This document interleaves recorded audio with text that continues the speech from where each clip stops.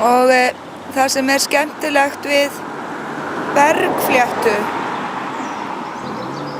að hún blómstrar á haustin og ein af síðustu plöntunum sem flugur komast í.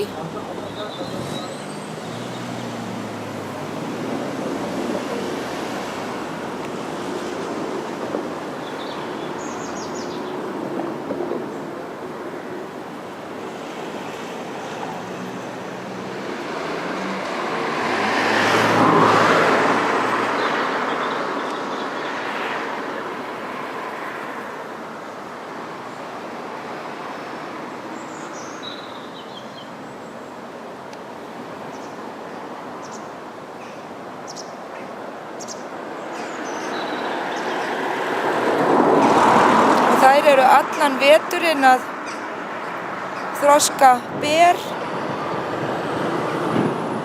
sem fyrst eru græn og eru svört að vorin.